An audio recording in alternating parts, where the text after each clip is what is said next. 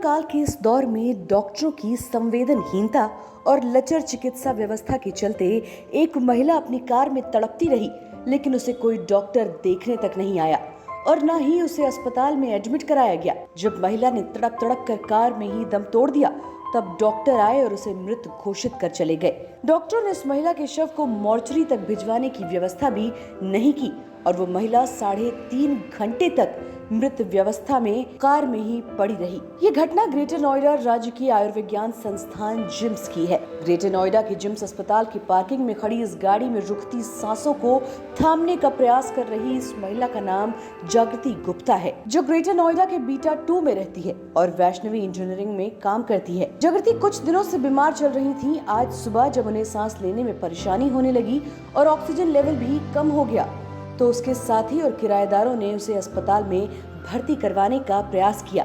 वो उसे लेकर नोएडा के सभी अस्पतालों में घूमे, लेकिन किसी ने भी भर्ती करना तो दूर उनका इलाज तक नहीं किया। अंत में वो 12:30 बजे करीब जिम्स अस्पताल पहुंची।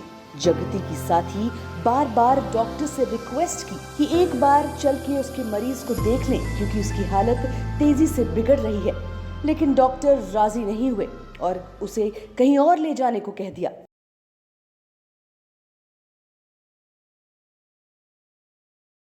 And this, her oxygen level is 36 and nobody is helping.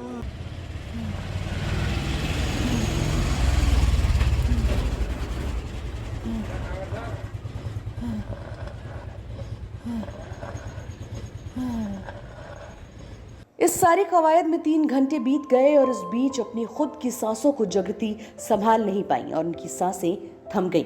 जागृति की साथी ने डॉक्टरों से जाकर कहा कि उसकी हालत बेहद क्रिटिकल और सांस भी थम गई है। तब डॉक्टर बाहर आए, जागृति की जांच करने के बाद उसे मृत घोषित कर दिया। इस घटना के चश्मदीद रहे सचिन कहते हैं कि वो वहां पर अपने एक मरीज को भर्ती कराने के लिए आए थे और जागृति की बिगड़ती हालत देखते हुए वो भी बार बार डॉक्टर से रिक्वेस्ट कर रहे थे कि उसकी देखभाल की जाए, लेकिन कोई डॉक्टर नहीं आया। डॉक्टरों ने ये कहकर पल्ला झाड़ लिया कि बेड नहीं है। आज जो घटना मैं आपको बताने जा रहा हूँ वो मेरे आंखों के सामने जिम्स ग्रेटर नोएडा में हुई है।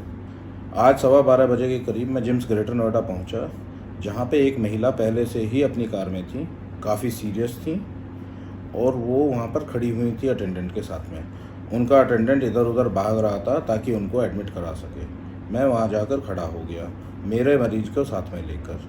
मैं अपने एक मरीज को भर्ती कराने गया था, जिनको मैंने अपनी कार में से उठाकर क्यू में बिठा दिया, क्योंकि वो इतने सीरियस नहीं थे। वो वेटिंग एरिया में बैठ सकती थी ऑक्सीजन के साथ।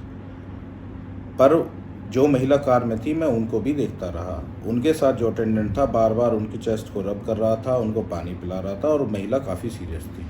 अस्पताल के अधिकारियों ने उस चीज़ पर कोई ध्यान नहीं दिया। उनका अटेंडेंट बार बार अस्पताल के अधिकारियों के पास भाग कर जा रहा था। मैं वहाँ से शाम को 6:15 बजे के आसपास निकला। मेरे सामने 3:30 बजे के करीब उन महिला की मृत्यु हो गई। उन्हीं की कार में जब उनका अटेंडेंट भागकर उन अधिकारियों के पास गया कि वो महिला हिल नहीं रही हैं और सांस भी नहीं ले रही हैं, तब अस्पताल के अधिकारी आए और उन महिला को चेक करा और उनको डेड डिक्लेयर कर दिया। उसके बाद मैं 6:15 बजे के करीब अस्पताल से निकला। वो महिला तभी भी अपनी कार में थी।